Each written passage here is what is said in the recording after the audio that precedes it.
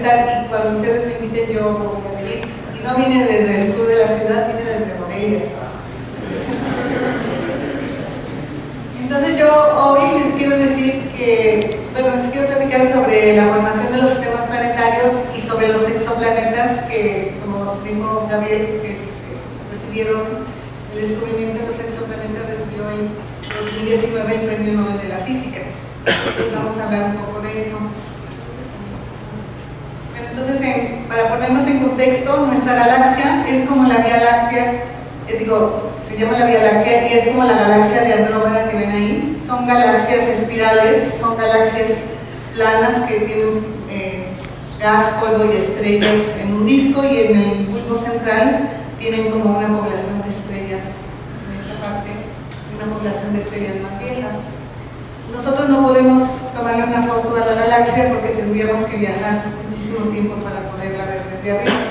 Sin embargo, pues podemos hacer una caricatura con todo lo que hemos aprendido de la estructura de la galaxia, y nuestra galaxia tiene un tamaño como de 100.000 años luz de diámetro, tiene como 200.000 millones de estrellas, y además tiene mucho polvo y gas. O sea, en la galaxia se acomoda el gas en estos brazos espirales, por eso se llaman así estas galaxias espirales, en forma de nubes moleculares muy frías con una temperatura de 10 grados Kelvin, y por eso el gas está en forma molecular. El gas está compuesto principalmente de hidrógeno y helio. Y entonces en estas nubes moleculares se forman las estrellas, como vamos a ver ahora, y lo que es interesante es que esas estrellas encienden el material cuando brillan, se ven como perlas a lo largo de brazos espirales, aunque las galaxias espirales puedan estar muy lejos. Entonces aquí les muestro una nube molecular que todos deben de conocer, que es la nebulosa de Orión, que se encuentra en la constelación de Orión en la punta de la espada, y pues es una guardería de estrellas jóvenes. Si ustedes la ven en el infrarrojo, aquí ven por ejemplo el trapecio y ven pues, pequeños puntitos de estrellas jóvenes que están naciendo. Ahora vamos a decir que para los astrónomos joven quiere decir una estrella que tenga menos de 1 millón de años. Aquí tenemos otros ejemplos de nubes moleculares en que se forman grupos de estrellas en el centro y excavan o nadan la nube materna, y de hecho la acaban destruyendo.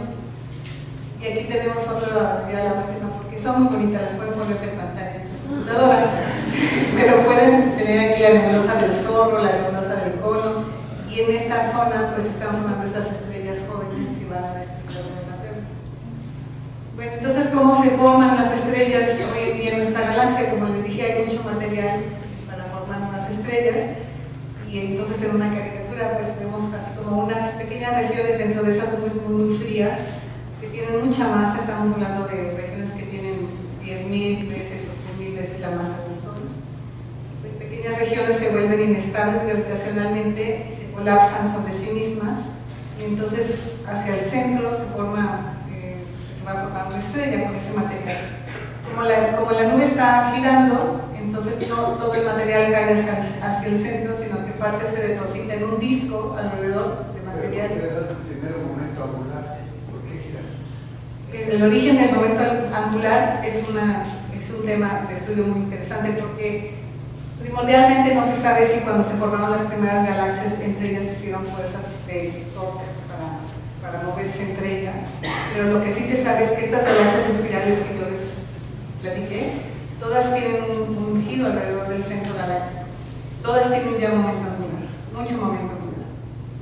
Entonces la galaxia como un todo está girando alrededor del centro que hay un hoyo negro en el centro de la galaxia de 4 millones de veces la masa del Sol. Y además cada pedacito de nube a su vez está girando, ese giro se puede medir, y entonces cuando cae el material pues no cae todo directamente al centro, sino aparte tiene esta barrera centrífuga para conservar momento angular, y se deposita en un disco, y ese disco gira alrededor del centro. Entonces todo gira. Además, si no gira, pues se colapsa, ¿no? Pero gira porque tiene momento angular. Y además estas estrellas jóvenes eyectan al espacio poderosos vientos en forma bipolar. Ahorita les voy a mostrar cómo. Es una de las primeras señas que se encontraron en la formación de estrellas. Estos chorros de material saliendo de un Y esos vientos, como les dije, van a destruir la nube terna y al final va a quedar pues un sistema así como de disco, con estrella, con un viento cada vez más débil, aunque siempre estamos hablando de vientos que son millones de veces más fuertes que el viento solar en esta etapa de la vida de las estrellas. Y llamamos joven cuando tiene unos cuantos millones de años. Entonces, ¿joven qué? ¿Por qué joven? Pues, relativo a la vida del universo. Ustedes saben que la vida del universo, pues han de haber escuchado aquí a nuestros colegas físicos que pues, el universo tiene como 13.000 millones de años de edad. Entonces, 1.000.000 de años. Entonces, aquí les muestra cómo se ven estos flujos que inyectan las estrellas jóvenes. O sea, si hay una estrella aquí en el centro, pues lo que se ve es el material que se arrastra de la nube en direcciones contrarias. Aquí, por ejemplo, ustedes ven directamente el jet que se emite de una estrella central que está aquí adentro. Aquí se ve pues estos flujos que están empujados por vientos estelares bipolares. Y aquí se ve una imagen reciente de un telescopio que se llama el Atacama Large Spectral Array en Chile, que les voy a platicar un poquito más de él. Pero bueno, esta es una etapa de las estrellas jóvenes que tienen que inyectar al espacio material. Y bueno, la teoría dice que es para que puedan seguir creciendo esas. Lo que inyecta es perpendicular a la rotación. Perpendicular a la rotación del disco. De hecho, vamos a ver, pero el disco alimenta la estrella central y el disco tiene mucho momento angular, entonces para que pueda crecer la estrella tiene que inyectar un poco de masa por momento angular, y esos son los vientos.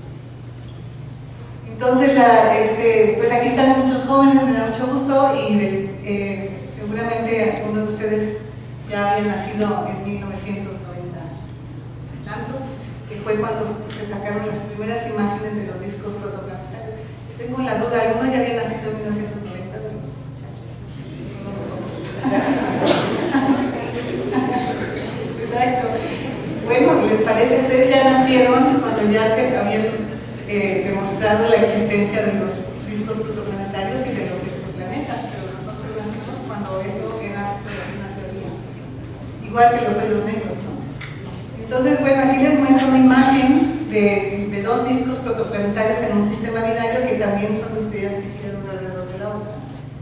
Y estos discos protoplanetarios están separados por 20 unidades astronómicas. Hoy en día se obtienen imágenes muchísimo más precisas que estas, pero a pesar de que se sabía toda la teoría de que tenía que haber discos y que de los discos nacían sistemas planetarios, fue hasta la última década del siglo pasado que se pudieron ver los discos, y eso es un problema de tecnología, ¿no?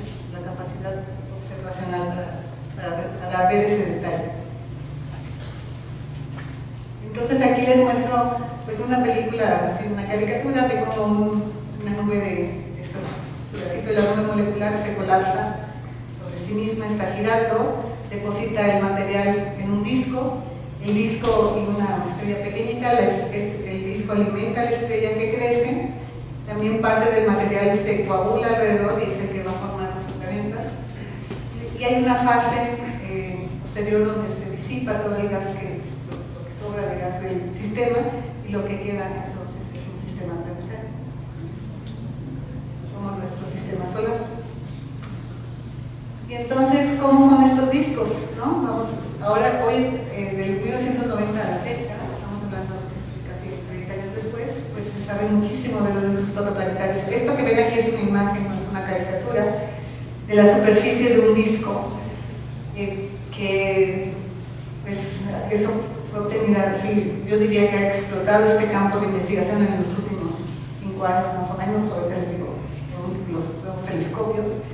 Pero este disco, los discos protoplanetarios en general, se saben sus propiedades y tienen aproximadamente como entre el 10 y el 30% de la masa central. Por ejemplo, si hay un disco alrededor de una estrella con una masa solar, pues tendrá 0.3 de masas del Sol disponibles para formar un sistema planetario. Y luego además tienen polvo. El polvo es nada más el 1% de la masa del disco. Sin embargo, el polvo es muy importante para formar planetas. ¿Cómo ocurre la formación planetaria? Bueno, todo empieza con unos granitos de polvo de una micra del tamaño que se van a colisionar y si tienen suerte se van a pegar y van a empezar a crecer. Pero no es tan fácil, o sea, no es que sean así redondos, sino que tienen distintas formas o como granos alargados de distintos materiales, y además si chocan muy despacito rebotan, si chocan muy fuerte se destruyen, entonces se requieren condiciones particulares para que se aglomeren. No todos los granos se van a crecer. Otro aspecto importante que se estudia es que en un disco la estrella está calentando al disco, entonces conforme nos alejamos cada vez es más frío y llega un momento en que la temperatura es menor que la temperatura de sublimación del agua.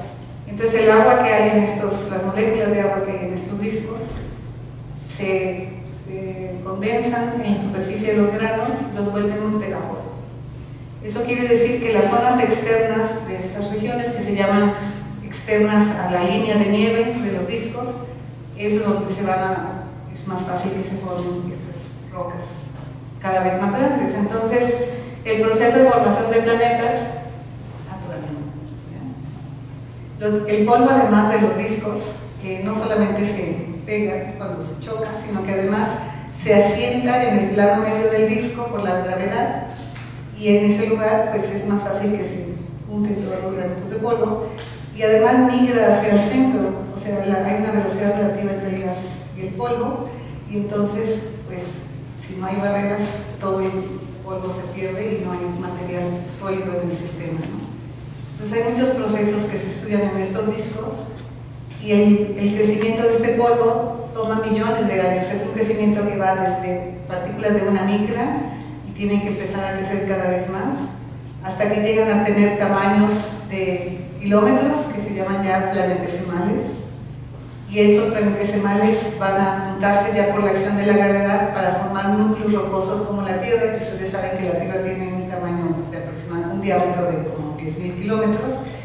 Y si ya queda una Tierra que está muy bien, pero si hay una zona donde hay mucho gas, como en el caso de los planetas gaseosos, los núcleos rocosos, que tienen varias veces la masa de la Tierra, pueden a su vez capturar gas y volvérselos y formar así los planetas gaseosos como Júpiter, Saturno, Urano, Neptuno. Entonces, este es el proceso de formación de planetas. Este proceso tarda bastante, o sea, para pasar desde polvo hasta planetas, pues se requieren unos cuantos millones de años, y los procesos son complejos. Yo se los digo en forma sencilla, pero lograr el aglutinamiento de estos grados de polvo pues tiene su chiste. Y además hay otra parte final donde ya se tiene un sistema planetario, se deshacen del gas, quizá posiblemente por la radiación de la estrella del disco, y entonces quedan zonas de escombros, se llaman discos de escombros. Estos son, estos discos, por ejemplo, el sistema solar tiene muchos escombros, más allá de la órbita de Plutón, tiene muchos escombros, tiene estos cometas que vienen a visitarnos, muy espectaculares, y son remanentes de la formación de nuestro sistema planetario.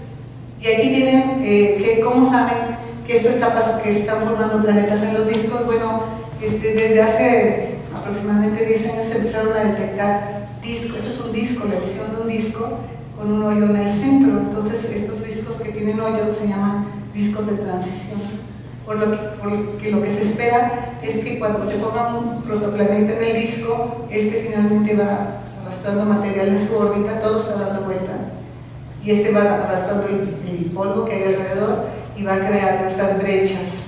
Entonces el hecho de encontrar hoyos en los discos pues ya indicó que se estaba llevando a cabo el proceso planetario de formación de planetas. Aquí, por ejemplo, tienen una imagen espectacular que se obtuvo con el telescopio que les mencioné hace ratito, que es el ALMA, es el telescopio que está en el desierto de Atacama, en Chile, a más de 5.000 metros de altura.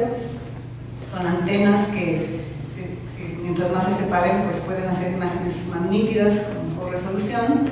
Y entonces en 2015, en su periodo de pruebas, encontraron la imagen de este disco de la estrella Chelete. Como ustedes pueden ver, tienen varios anillos, ¿no? Y estos anillos pues pueden ser indicadores de que ahí ya se está formando pues, un sistema planetario. El único problema es que esta estrella es muy joven, tiene como 1 millón de años. Eso los astrónomos lo saben porque saben muy bien desde el siglo XX la evolución de las estrellas para distintas masas. Y entonces si tienen realmente 1 millón de años, pues ha habido muy poco tiempo para formar estos planetesimales y la formación planetaria. Aquí les muestro otras imágenes de discos que se han encontrado también recientemente, donde no solamente se ven las brechas, sino que además se ven estos brazos espirales, como los que les mostré de la galaxia. Esos brazos espirales se pueden ver también en la formación planetaria, o sea, un protoplaneta en una brecha va a jalonear las orillas de esa brecha y va a generar estos brazos espirales, pero también un disco que es inestable gravitacionalmente puede generar brazos espirales. Entonces todavía no se sabe bien el origen de estos brazos espirales. Y otra característica que se encontró fue pues discos que tenían emisión asimétrica. Entonces aquí tienen la emisión del disco, pero ya no está todo uniforme, homogéneo en el ángulo, sino que hay unas zonas más brillantes, y estas se llaman trampas de polvo, y parece que se deben a vórtices que ocurren en los discos de vórtices, como en el caso de Júpiter. Ustedes han oído hablar de la gran mancha roja de Júpiter, que es un vórtice mucho mayor que el tamaño de la Tierra. Pues entonces los discos tienen la propiedad de una estabilidad que permite la formación de vórtices. Esos vórtices a su vez atrapan polvo, como se muestra aquí abajo, y eso ayuda a la formación de planetas, porque tienen polvo cerquita, sin velocidades relativas muy altas, y en esa zona pueden a su vez formarse planetas. Entonces aquí les muestro una imagen muy bonita que obtenida apenas el año pasado. Se publicó este año de un survey de discos, y ustedes pueden ver que este disco pues tiene hoyos en el centro. Bueno, eso también es disco, la estrella es un puntito, tiene brechas y aparte tiene aquí un vórtice de polvo, ¿no? Entonces todos, pues esta precisión es una revelación en el campo, porque esto permite encontrar las condiciones que tienen que tener los discos para la formación de un sistema planetario. Con este tipo de discos, de observaciones, lo que se hace, y a lo que yo me he dedicado en los últimos años, es hacer modelos de cómo son los discos. Bueno, aquí les he puesto un corte, ¿no? Que hay una estrella, que hay un disco. Los discos tienen turbulencia, transportan masa hacia adentro por viscosidad y transportan momento angular hacia afuera. Esta masa alimenta la estrella. Aparte tienen campos magnéticos que ya se están observando en la escala de los discos, y lo que uno hace es hacer modelos con todas estas propiedades, y estos son modelos que uno obtiene la emisión a distintas longitudes de onda para comparar con las observaciones que les mostré hace ratito. ¿Para qué hace todo esto? Pues para saber cuáles son las propiedades de densidad, de temperatura, incluso de turbulencia de los discos, cuanto al campo magnético, y ver cómo todo eso pues apoya o impide la formación planetaria.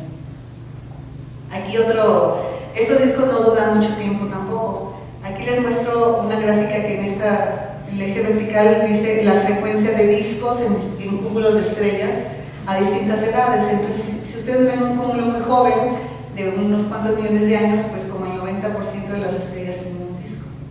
Sin embargo, si ustedes ven un disco, cúmulos viejos, como de 10 millones de años, ya casi ninguna estrella tiene disco. Quiere decir que los discos protoplanetarios se disipan en alrededor de unos cuantos millones, digamos, como una vida media como de 6 millones de años, ¿no? Y luego también la luminosidad de la estrella va bajando, y también cuánta masa recibe la estrella como función del tiempo también va bajando con la edad del sistema. Y lo que queda al final pues es lo que les comentaba de estos escombros. Queda un sistema planetario y queda alrededor un disco de escombros que también chocan, y todo ese proceso de crear rocas grandes ahora es inverso y se va a hacer polvo cada vez más pequeño, y se observa aquí por ejemplo un disco de escombros en este disco de Epsilon Eridani, que se observó con el gran telescopio milimétrico aquí en Puebla. Y entonces sabemos que estos discos ya van a dar origen a sistemas planetarios así como el nuestro, que es muy bonito. Pero la otra parte importante de la plática es que en octubre de 1995 se anunció el descubrimiento del primer planeta alrededor de una estrella de tipo solar, que es 51 Pegasi. Este era un planeta gaseoso, muy grande, tipo Júpiter, que si se comparan aquí abajo entre Júpiter y 51 Pegasi, que le llamaron B, porque era el planeta compañero de la estrella, pues este tenía menos masa pero es más grande, y la estrella es un poco más grande que el Sol, pero sí, de tipo solar. ¿Y por qué es esto? Porque en 1992 ya habían encontrado la evidencia de planetas alrededor de pulsares. Ustedes saben, pulsares son estrellas ya muertas que sufrieron una explosión de supernovas, estrellas masivas. Lo que quedó, que ya no está tan grande, pues que era sorprendente haber encontrado planetas todavía ahí que no hubieran sido eyectados al espacio en una explosión de supernova. Sin embargo, alrededor de una estrella tipo solar, este fue el primer planeta, y este planeta lo detectaron dos. Y además, eso es muy importante, este planeta le da vuelta a la estrella en 4 días. O sea, su año es de 4 días. Es muy masivo y muy cercano a la estrella. ¿Y por qué eso es importante? Porque, bueno, por el método de descubrimiento. Aquí están los descubridores, que son Michel Mayor y Didier Queloz, que son 2 suizos. Queloz era un estudiante graduado que estaba trabajando con su asesor Mayor, y ellos estaban haciendo una técnica de observación para detectar planetas, y de hecho cuando descubrieron este planeta se tardaron en reportarlo porque fue muy sorprendente. O sea, buscaban un sistema solar como el nuestro, y ustedes no se imaginan a Júpiter pegadito al Sol. No se hubiera sido posible la vida en nuestro sistema solar, por lo menos no en la Tierra, ¿no? Entonces, pues con esto ellos abrieron un campo nuevo en la astronomía, pero me gusta enseñarles la siguiente foto porque este es al día de hoy. El tiempo pasa, pero lo importante, bueno, y aquí también está James Hughes, que es otro astrónomo, que él compartió el premio Nobel de 2019 por sus aportaciones a la cosmología y al entendimiento de la formación de las galaxias y de la evolución del universo. Es como el padre de la cosmología. Yo estudié en un libro de ellos, pero no trabajo en su área. Pero bueno, abrieron un campo nuevo y al día de hoy se han descubierto más de 4.000 exoplanetas alrededor de estrellas tipo solar, y todas en la vecindad solar. Es decir, las técnicas que ahorita vamos a platicar para observar estos planetas realmente no permiten ver estrellas muy lejanas. Entonces, ¿cuál es el problema? El problema es que el planeta no brilla y la estrella brilla muchísimo, ¿no? Entonces hay que observarlo de manera indirecta. Entonces lo que se observa es el efecto que tiene un planeta que no se ve alrededor de la estrella. O sea, si hay un planeta muy grande como el Júpiter, que les 51 Pegasi que les mostré, que está muy cerca de la estrella, la va a alonear gravitacionalmente. Y entonces, ¿qué va a hacer la estrella? Pues se va a bambolear, ¿no? La va a alonear. ¿Por qué? Porque está muy cerca. Lo que quiere decir que los dos se mueven alrededor, se llama su centro de masa. O sea, no es que la estrella hace que un chiquitito, así como la Tierra, se le mueva alrededor, no, sino que el otro lo está moviendo y los dos se mueven alrededor de un lugar común. Y entonces lo que sucede es que si vemos el movimiento de la estrella, pues hay un planeta, si la estrella está aquí, pues el planeta está de este lado, y la estrella se mueve alrededor de un punto, que es el centro de masa. Y entonces cuando está el observador aquí abajo, nosotros vemos que la estrella se acerca hacia nosotros en su órbita o se aleja, y eso sufre esa luz, el efecto Doppler, el mismo que las ambulancias. Cuando se acercan hacia nosotros el sonido es más agudo, y cuando se alejan es más grave. Pues la luz también cambia su frecuencia dependiendo de la velocidad, se vuelve más azul cuando se acerca y más roja cuando se aleja. Y entonces lo que miden, o sea, lo que estaban midiendo Queloz y Mayor, eso se traduce en una velocidad hacia nosotros o alejándose.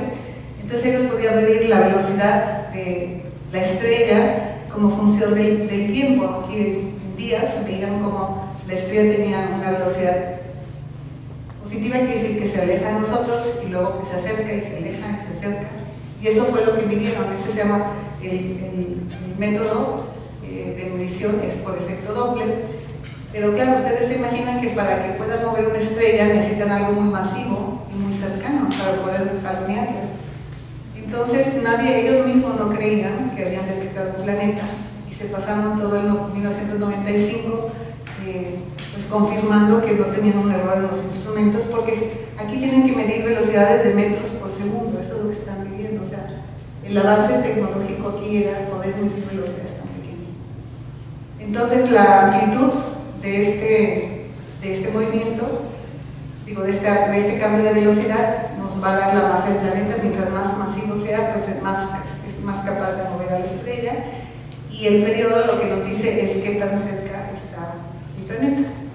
Si estuviera muy lejos, pues claro, no podría realmente mover a la estrella, pero su periodo sería mucho más largo. Nosotros tardamos un año entero en dar la vuelta al Sol. Entonces, con este método de velocidades radiales, o sea, velocidades del efecto Doppler, pues realmente lo que se pudo descubrir durante gran parte de la última década del siglo pasado eran planetas tipo Júpiter. ¿Por qué? Pues tenían que estar muy grandes y muy masivos y muy cerca de la estrella. Entonces, para detectar planetas tipo terrestre, lo que se empezó a utilizar es el método del tránsito o de los eclipses. Y eso, pues es simplemente un eclipse. Yo creo que ustedes han de haber visto alguno, aunque sea parcial, cuando la luna tapa el sol, pero aquí tenemos una estrella brillante que de repente pasa un planetita enfrente, entonces disminuye un poquitito su brillo, y aquí no disminuye a cero, sino apenas un poquitito. Lo que el avance tecnológico es precisamente ser capaces de detectar el cambio de brillo de la estrella con mucha fineza para poder detectar estos cambios. Entonces, este método de los tránsitos, claro, requieren que estemos alineados con el plan que da vuelta a los planetas, y este método lo utilizaron ese satélite Kepler, que terminó su operación hace como un par de años y que detectó, no sé, como 5.000 candidatos a exoplanetas. Porque una vez que detectan este cambio de luminosidad, pues tienen que regresar para ver que es periódico, y cuando ven que es periódico, entonces ya es un planeta. Entonces ya falleció, pero el año pasado lanzaron el satélite TESS, que se llama Transiting Exoplanet Survey Satellite, y va a monitorear a 200.000 estrellas en la vecindad solar. Bueno, no muy lejos, pero más bien cerca del Sol, para buscar planetas. Claro, si los planetas, si su sistema solar está en esta dirección, pues no vamos a ver ningún eclipse, tienen que estar en un plano así, a lo largo de la línea de visión del satélite.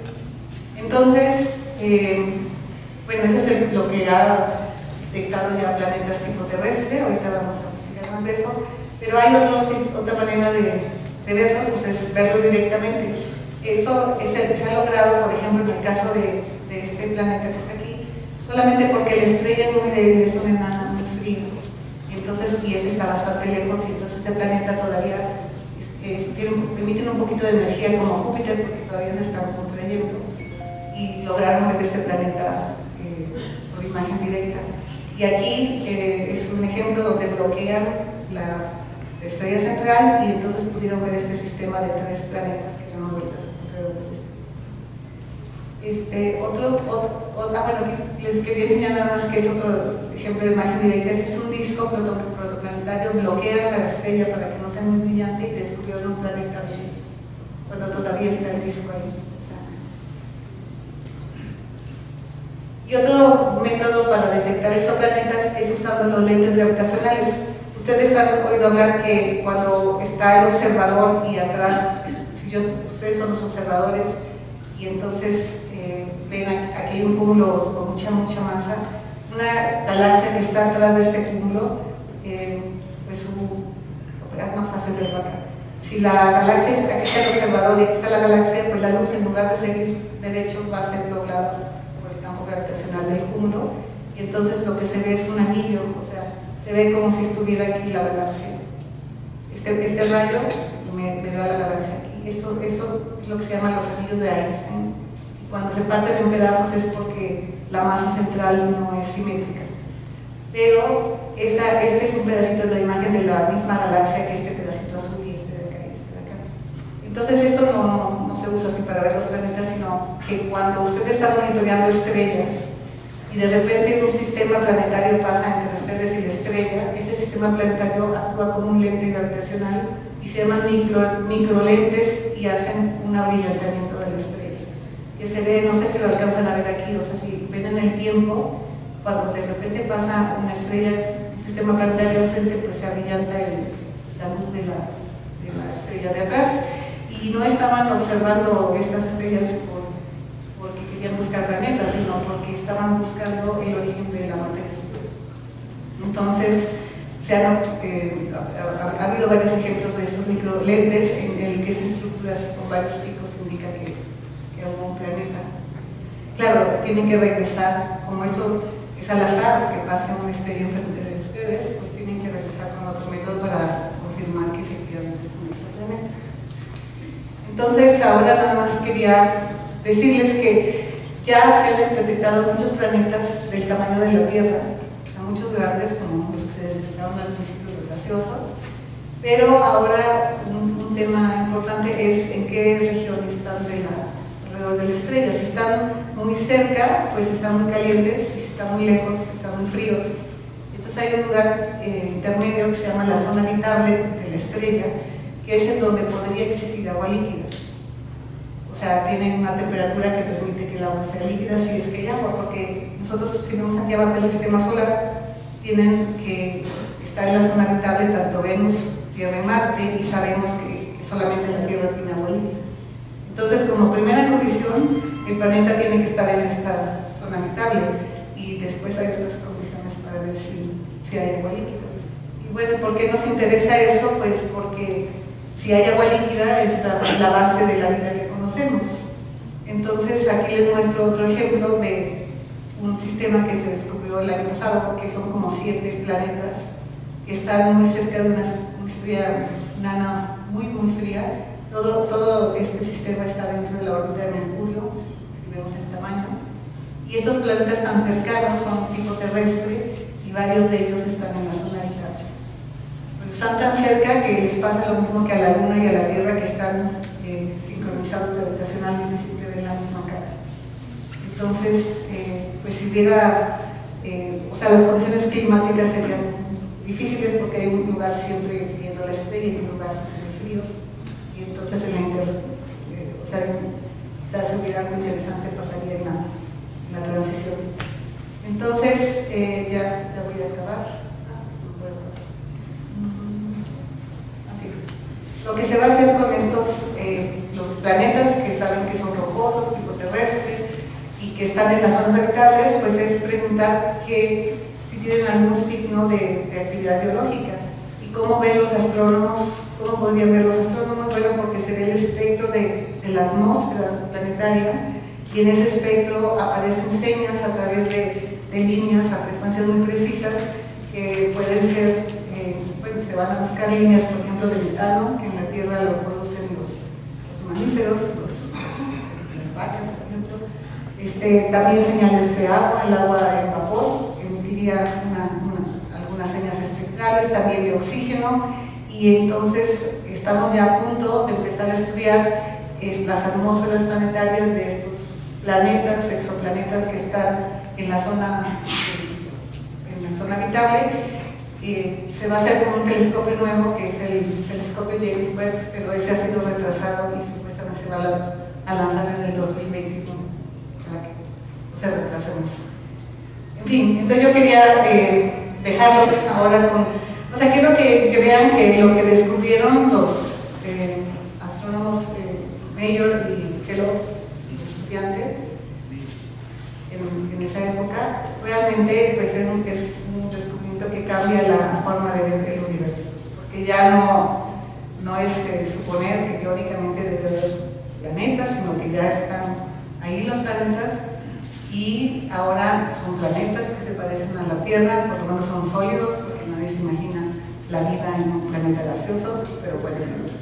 Y luego, pues estamos tratando de contestar la pregunta que decía Gabriel, pues hay vida en otros planetas, ¿no? Entonces, Bueno, en resumen nada más les quiero decir que los discos protoplanetarios, pues ya sabemos que son las unas de sistemas planetarios, y que el proceso es esta aglomeración muy lenta de granos que pasa de una micra a los núcleos rocosos como la Tierra, y cada vez hay más planetas que se encuentran en la zona habitable, y bueno, eso quiere decir que todas las estrellas tienen planetas, ¿eh? O sea, realmente tienen que pensar que hay 200.000 millones de estrellas en esta galaxia y todas tienen planetas. Que no las podamos ver es porque no tenemos los métodos de detección adecuados, porque ya con los que tenemos se encuentran cada día varios planetas. Entonces les quiero dejar así con esta reflexión, que qué va a pasar si en el momento en que nosotros encontráramos vida en otros planetas. Y para eso, pues la vida no es la que conocemos necesariamente hoy. Entonces hay institutos completos que ahora se están dedicando a definir qué es la vida, o sea, qué es un ser vivo. Es un ser pues, que metaboliza, que crece, que se reproduce, que responde estímulos, que es resiliente, porque si no resiste cambios, desaparece muy rápidamente, ¿no? Entonces, pues realmente si llegamos a encontrar vida en otro planeta o alguna señal biológica en una atmósfera, para empezar, habría que demostrar que no hay manera de producirla más que biológicamente, por supuesto.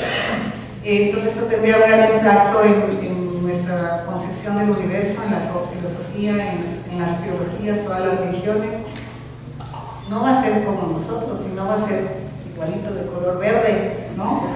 Entonces, pues se podría hacer un estudio de biología comparativa, obviamente comunicarse con mi Google nos iba a ayudar. Y entonces, claro, los astrónomos muy optimistas dicen que el Sol morirá en 5.000 millones de años, está a la mitad de su vida, y pues que más vale que empecemos a encontrar otros planetas, pero realmente eso es muy ilusorio, porque nuestro planeta tiene condiciones muy específicas que permiten nuestra forma de vida. Puede que otros planetas permitan otra forma de vida.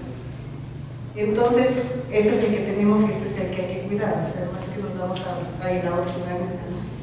Y además, acuérdense, ustedes, a mí me gusta mucho la ciencia ficción, y acuérdense la guerra de dos mundos. La guerra de dos mundos es de Orson Welles, que invaden la Tierra unos extraterrestres y que los matan, los virus, ¿no? Entonces nosotros tampoco vamos a llegar a un planeta idóneo, perfecto, maravilloso, con otros virus, ¿no? Entonces, gracias. Bueno, pues muchas gracias.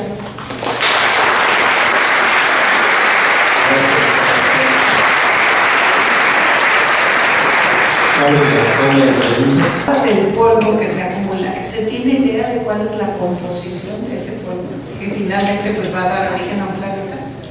Y de hecho, todo lo que sabemos es por la luz. Entonces, se tienen, el polvo ya es un sólido, ¿no? Es una agregación de muchos átomos juntos. Entonces, se obtienen bandas espectrales, por ejemplo, en el infrarrojo, que te indican que se piensa que hay silicatos, hay calcio, hay llaman orgánicos, o sea, ya hay carbón y todos estos elementos que para nosotros son elementos pesados, pero sí se tienen señas de qué es este polvo.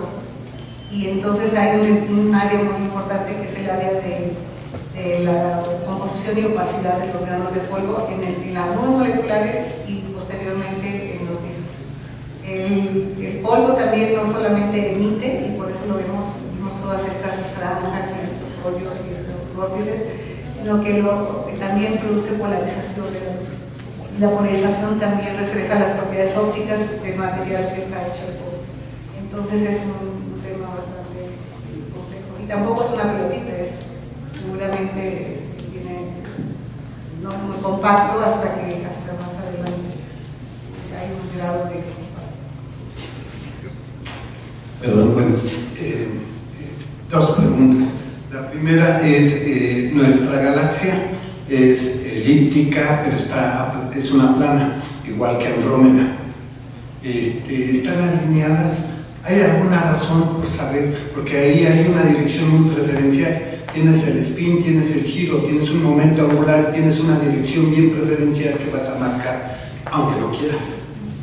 Sí, no están alineadas a Andrómeda y nuestra galaxia. Y las elípticas en realidad son, o sea, se llaman galaxias espirales o galaxias elípticas en general o irregulares. Y las elípticas ya no tienen este plano de rotación, de hecho tienen distinta velocidad, de hecho axial en distintos ejes diferentes, pero y hay gente que piensa que cuando chocan las galaxias espirales cancelan el momento angular y se vuelven elípticas, o sea hay distintas teorías, pero no hay una alineación en nuestro grupo local, porque nosotros tenemos a Andrómeda, tenemos a las nubes de Magallanes que son irregulares, o sea hay todo un zoológico alrededor de la Vía Láctea. Y sí, no hay una alineación, pero se observa el giro, que se pudo haber sido algo primordial. Hola doctora, gracias por la plática. En esa diapositiva en donde muestra granos de polvo microscópicos y después pasa a un sistema mesoscópico, ¿cuál sería la interacción más fuerte? ¿La gravitatoria? ¿Serían interacciones eléctricas, magnéticas? Porque en 10 a la menos 13 TORS es difícil pensar allí en una interacción. Pues miren, los granos también tienen carga, entonces es posible que tengan que vencer esta repulsión. O sea, los granos chiquititos tienen una carga de más o menos una carga del electrón. O sea, no está súper cargado el grano, pero los electrones sí se depositan, sí chocan y cargan los granos. Entonces, pues sí, posiblemente tienen que vencer esta potencial electrostático para pegarse. Y es simplemente que, ¿cómo llamarían los físicos de materiales? No sé cómo le llaman a la fuerza de aglomeramiento de este material a estas escalas tan pequeñas. Pero también es todo un campo de estudio. Yo recuerdo cuando yo era estudiante, un compañero de otra universidad que conocí, en el laboratorio estaban haciendo colisionar granos a estas velocidades, ¿no? Para ver si pegaban o no. Hola, buenas tardes. Muchas felicidades y gracias por la ponencia. Mi pregunta es, usted mencionó que analizando los espectros electromagnéticos pueden decir qué material o de qué material está compuesto las nubes o los planetas. ¿Cómo saben que efectivamente es la banda que están analizando, no es interferencia de otro lugar y es del planeta que ustedes quieren analizar o otro lugar? Sí, es muy buena pregunta. De hecho, por ejemplo, a ver, cada elemento que existe tiene una estructura atómica, de su nube de electrones, cuyas transiciones dan las líneas que pueden emitir o absorber, ¿no? Entonces, claro, si hay material entre nosotros y el planeta que estamos viendo, pues ese material podría estar emitiendo o absorbiendo luz y por lo tanto aparecer en el espectro. Sin embargo, el planeta se mueve y se mueve periódicamente. Entonces las líneas del planeta son líneas que se mueven en frecuencia periódicamente y eso las define, ¿no? Eso sí lo van a poder saber. Ahora, lo que no pueden saber necesariamente es que si encuentran metano, por ejemplo, en la atmósfera planetaria, no pueden saber o tienen que demostrar que es producto de actividad biológica. No hay una química, aquí los químicos, es que algún proceso químico en un tipo de atmósfera que sin actividad biológica te produzca metano. O sea, esto no es un problema demostrar que son señales biológicas, pero sí pueden, si las líneas espectrales no tienen un cambio de frecuencia periódico, no se están moviendo y no se ven del planeta. Gracias. Allá al fondo tenemos un... No, última. Por ejemplo, los que obstruyen esta galáctica, y entre nosotros y las galaxias ven mucho gas y y ven líneas de absorción de Lyman alfa, que es hidrógeno, la transición al nivel base del hidrógeno, y estas son líneas muy importantes, que es de material que está entre nosotros y la línea de emisión. Y otra vez no se van a mover periódicamente, pero sí la velocidad de recesión dice a qué distancia está ese gas, de acuerdo a la ley de Hubble, ¿no? Que dice que el universo es estacionario. O sea, es muy importante eso que dijiste. Gracias. Hola, gracias por el coloquio. ¿Puede poner la transparencia de la detección original, por favor? Donde se ve la oscilación de la velocidad.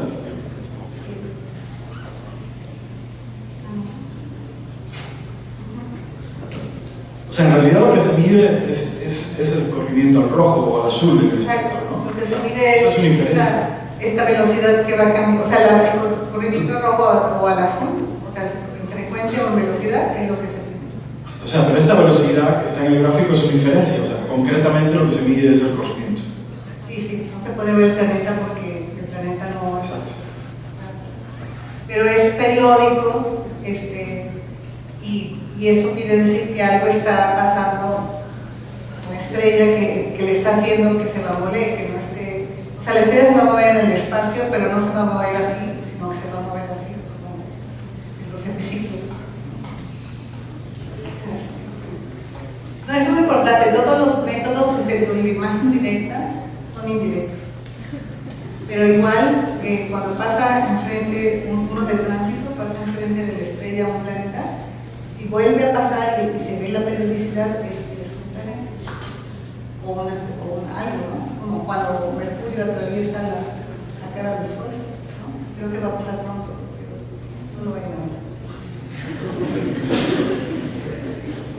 ¿Otra pregunta?